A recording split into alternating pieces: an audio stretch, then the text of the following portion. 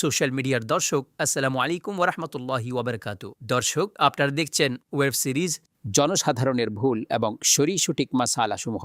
দর্শক, আজকে আমরা রমজানে সংঘটিত হওয়া কিছু ভুল ভ্রান্তি আর তার সাথে সাথে সঠিক শরঈ মাসালা কি তা শেখার চেষ্টা করব। শুরু থেকে শেষ আমাদের সাথে আপনারা এই এপিসোডে সাথে থাকুন। সর্বপ্রথম, কিছু লোক এটা মনে করেন যে রোজারত অবস্থায় মিসওয়াক করতে নিষেধাজ্ঞা রয়েছে, আর অনেকে এটাও মনে করেন যে রোজারত অবস্থায় সকালবেলা কিংবা দুপুরের আগে যেহেতু মিসওয়াক করা যেতে পারে, কিন্তু দুপুর ঢলে পড়ার পরে এই মিসওয়াক আর করা যাবে না। এটা মানুষ একেবারে নিজেদের মস্তিষ্কে একটি ভুল ধারণা বসিয়ে রেখেছেন।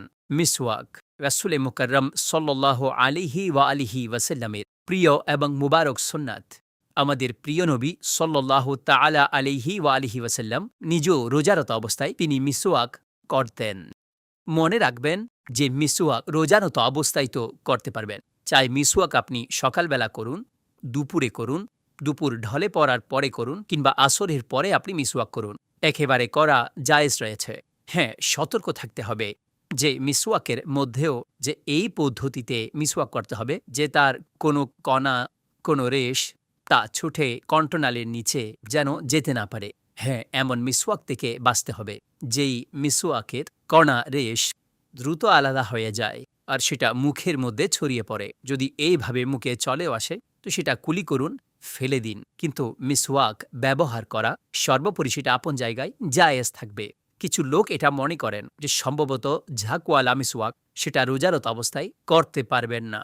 মনে রাখবেন, মিসওয়াক চাই ঝাঁকযুক্ত হোক কিংবা নর্মাল হোক, আপনি সেটা রোজারত অবস্থায় করতে পারবেন। যাই হোক, এতটুকু সতর্ক আপনাকে থাকতে হবে যে মিসওয়াকের কোনো কণা, তার কোনো রেশ পেটা কণ্ঠনালীর নিচে যেন যেতে না পারে। কেননা যদি রোজা স্মরণ থাকে আর সেই অবস্থায় কেউ যদি মিসওয়াক এই পদ্ধতিতে করেন যে সেই কণা রেশ কণ্ঠনালীর নিচে চলে যায়, তো এই অবস্থায় রোজা ভেঙে যাবে। একদিকে তো সেই লোকেরা যারা মিসওয়াকের ব্যাপারেও বিভিন্ন বিভ্রান্তি এবং সন্দেহে পড়ে আছে, কিন্তু অন্যদিকে অনেকে এমন ভুল ধারণার মধ্যেও রয়েছেন যে যারা রোজারত অবস্থায় সাধারণভাবে ব্যবহার করেন, তারা রোজারত অবস্থায় মাজন ব্যবহার করেন।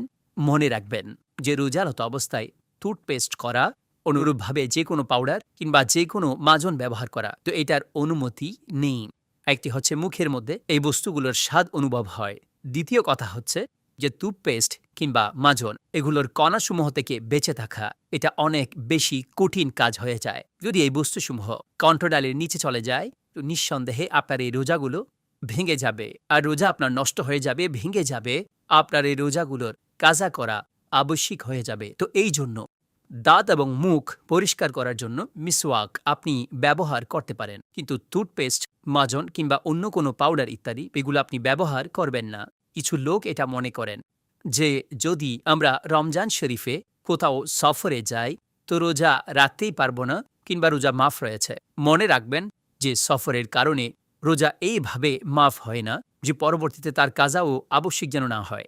হ্যাঁ, যদি কেউ এই সফরের মধ্যে থাকেন আর তিনি এতটা দূরত্বে যার কারণে নামাজের মধ্যে কাসরের আহকামও চলে আসে, তো ঠিক আছে, এমন ব্যক্তি মুসাফিরের জন্য যদিও বা রোজা সে সময়ে ছেড়ে দেওয়া বৈধ, কিন্তু তাকে পরবর্তীতে তার কাজা করতে হবে। কিন্তু যদি সফররত অবস্থায়ও আজকাল যেমন অনেক আরামদায়ক সফর রয়েছে, আর আরামদায়ক বাস রয়েছে, ট্রেন রয়েছে, উড়োজাহাজ রয়েছে, কিংবা নর্মাল কার কিংবা গাড়ির মধ্যে যে সফর করা হয়, এই সফর সেই ধরনের পরিশ্রমের এবং কষ্টদায়ক নয় যা আগেরকার দিনে একটি সাধারণ সাওয়ারির উপরে হোক, সেটা উটের উপরে কিংবা খচ্চর গাদার উপরে, আর এই ধরনের সাওয়ারির উপরে যখন সফর করা হতো সেই ধরনের এটা কষ্টদায়ক সফর নয়। তো এই জন্য আমরা এটা বলি যে রমজান শরীফে রোজা ছেড়ে দিবেন না।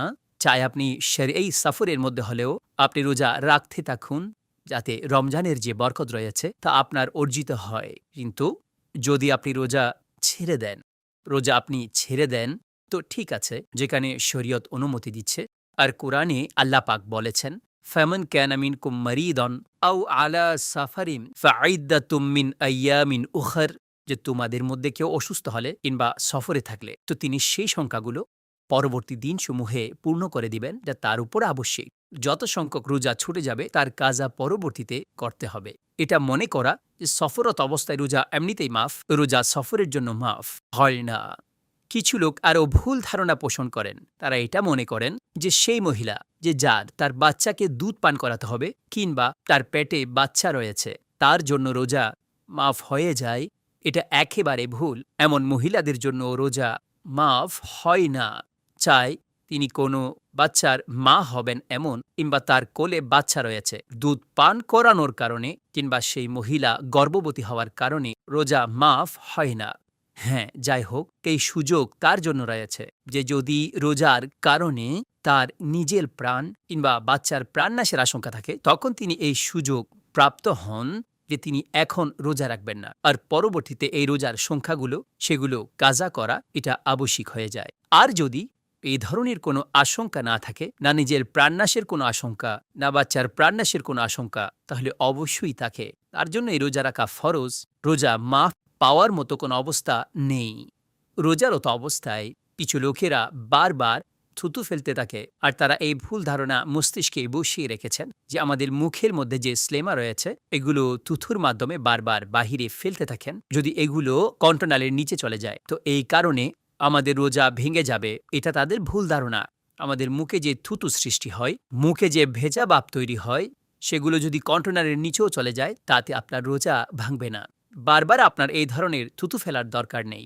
এমনকি আপনি যখন ওযুর জন্য কুলি করেছেন তো আপনার মুখের মধ্যে একটি সতেজতা অনুভব হয়। ঠিক আছে, যখন আপনি সব পানি বাহিরে বের করে দিয়েছেন, আপনি কুলির যে সমস্ত পানি মুখে নিয়েছিলেন সেগুলো বের করে দিয়েছেন, ফেলে দিয়েছেন, তো এখন আপনার বারবার সেগুলো ফেলার প্রয়োজন নেই। আপনার মুখের মধ্যে যেই থুথুর সৃষ্টি হচ্ছে, তো এটা মানুষের ভুল ধারণা, আর এই কারণে তিনি আপন গলাকে নিজের মুখে সে শুষ্ক করতে থাকে আর বারবার তিনি জমিনে থুতু ফেলতে থাকেন। এই ভুল ধারণাও মস্তিষ্ক থেকে বের করে দেওয়া উচিত। কিছু লোক এটাও মাথায় রাখেন যে যদি আমরা সুগন্ধির ঘ্রাণ নিই তো সম্ভবত এতেও আমাদের রোজা ভেঙে যায় কিংবা আমাদের রোজা মাকরু হয়ে যায়। না, আপনি শুধু সুগন্ধির ঘ্রাণ নিচ্ছেন তো এতে আপনার রোজা ভাঙবে না, কেননা এর মাধ্যমে কোনো বস্তু এমন নেই যে আপনার মস্তিষ্ক কিংবা আপনার কর্ণপ্রণালী পর্যন্ত কিংবা আপনার পেটের মধ্যে পৌঁছে যাচ্ছে।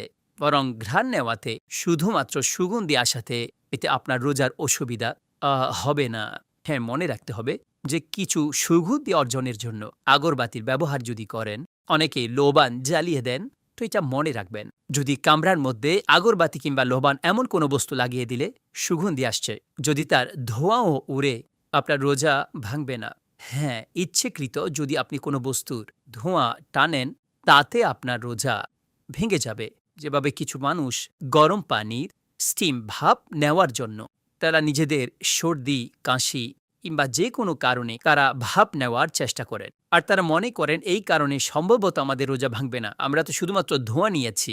তো মনে রাখবেন দর্শক, যদি আপনি রোজারত অবস্থায় থাকেন তখন আপনার এই ভাপ, স্টিম, আর আপনি যদি চান তাতে আপনি কোনো বাম মিলিয়ে নিলে কিংবা না মেলান, সাদা পানির ভাপ হলেও রোজারত অবস্থায় আপনি এটা করতে পারেন না, কেননা আপনার এই যে ইচ্ছেকৃত টানার যে আমলটি পাওয়া যাচ্ছে এতে আপনার রোজা নষ্ট হয়ে যাবে, সে রোজা ভেঙে যাবে, তার কাজা আপনার উপর আবশ্যিক হবে। দর্শক, আলহামদুলিল্লাহ, আজকের এপিসোডে আমরা রোজা সংক্রান্ত কিছু গুরুত্বপূর্ণ মাসালা শিখেছি, আর এইখানেই আজকের এপিসোড আমরা শেষ করছি। ফি আমানিল্লাহ। আসসালামু আলাইকুম ওয়া রাহমাতুল্লাহি ওয়া বারাকাতুহু।